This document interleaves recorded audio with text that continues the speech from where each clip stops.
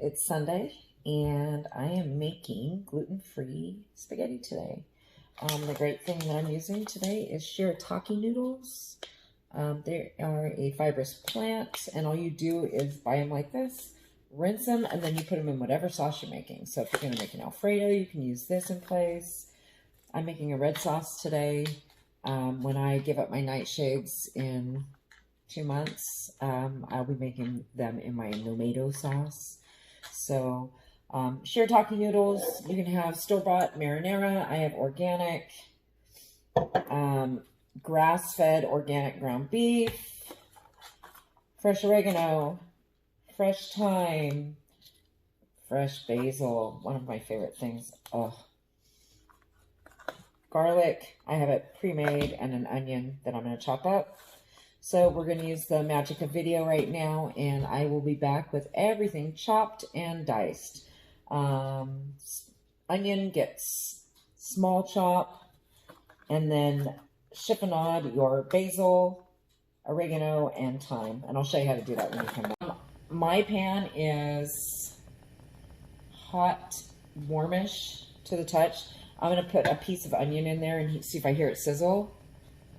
And I do. It comes up to a boil really quickly. So I'm going to go ahead and drop my onions. Again, it's about layers of flavor. Layers, layers, layers of flavor.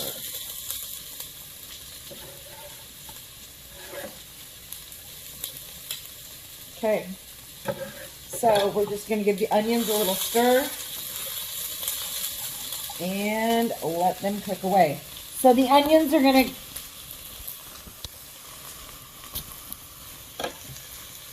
You are going to cook the onions until they just soften. So take your time, turn the heat down to low, and just let it take its time. So hard to be impatient, isn't it? So my husband is not gluten-free. I am. So I'm having shirataki noodles. And I'm going to see if I can sneak them by him tonight. But just in case he's not going for it, I did go buy him some good quality durum pasta, which he will probably like as well. So I'll have some of that made on the side for him when he gets home. I have some great gluten-free bread in the freezer that I'll probably take a slice out and have that with my pasta sauce. Because, I mean, if you grow up eating pasta, you grow up dipping that bread in the sauce and swiping all the leftover sauce up and just, I don't know if you can have pasta without bread. I have a hard time with it.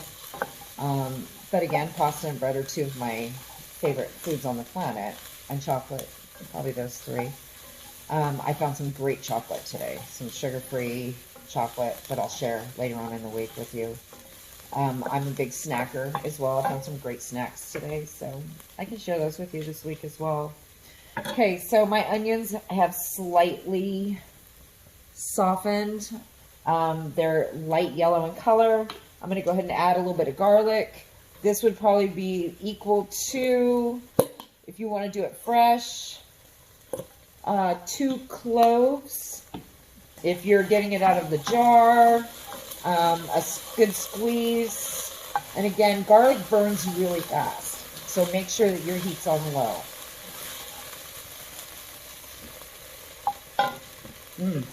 Okay, now we're going to add our fresh herbs. Again, layers, layers, layers. Layers, layers. And as long as you get a good quality ground beef, you are not going to have to drain fat off.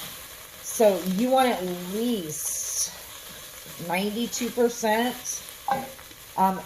The one thing I am going to tell you is that the fat content on grass-fed organic ground beef is so much better than what we grew up on, you know, like the other stuff. Nowhere near. Once you have grass-fed beef, you're going to really taste the difference. That's all I can tell you. And you can taste the difference in the ground beef.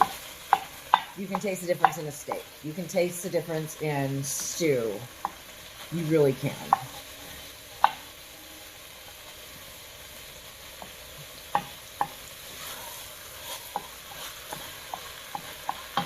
Okay, so my meat is browning away. I'm just going to let that be for a few seconds while that's cooking away, I'm going to go grab some salt, some pepper,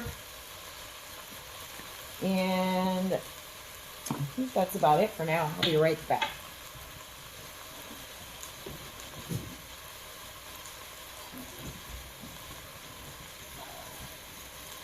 So here's my pepper. I have pink sea salt, which looks like I need to refill. So you're just going to cook off this ground beef until it's all brown. And you'll see I will have hardly no fat in the bottom of my pan. I'll show you all when it's ready to go.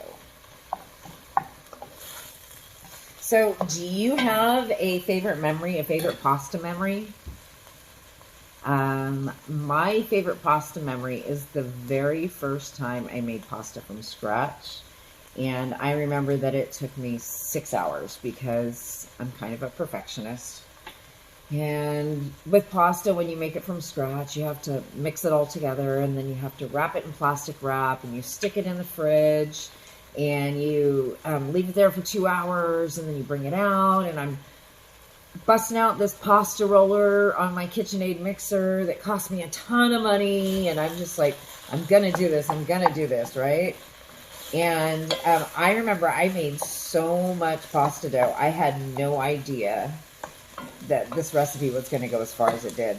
So I ended up making fettuccine, which is probably still my favorite pasta shape for just simple sauces.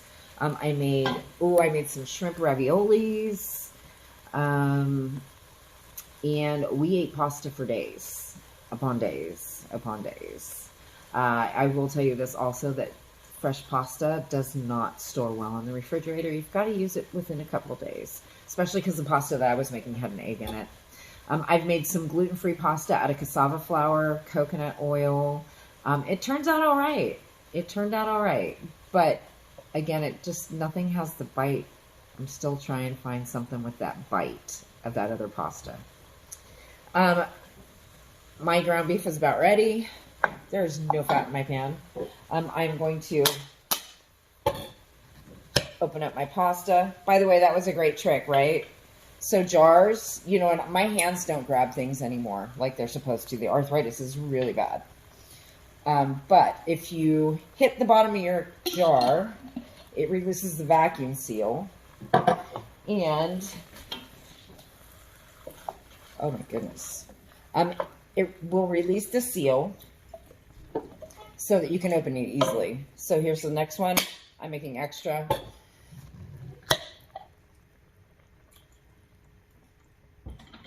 And here's the best part. Let it cook. Okay, so my sauce has been bubbling away for 15 minutes or so. Here's what it looks like.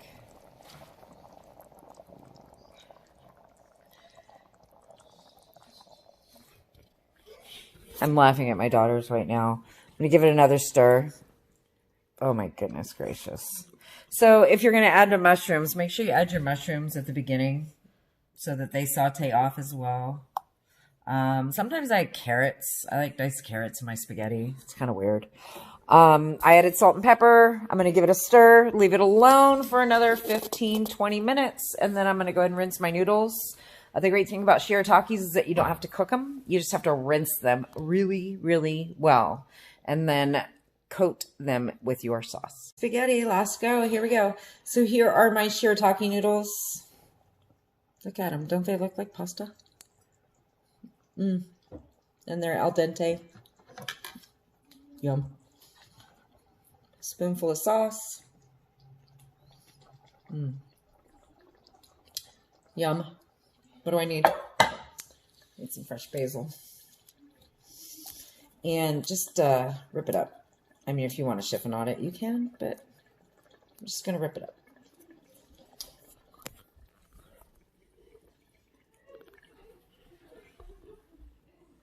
Yum. Let me grab a fork. Because the true test is how the noodles absorb the flavor. So.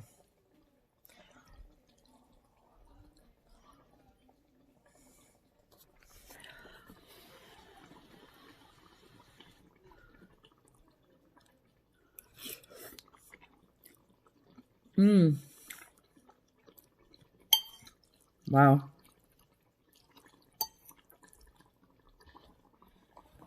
So the shirataki noodles seem like they're like slightly acidic. So the sweet tomato sauce, such a great compliment.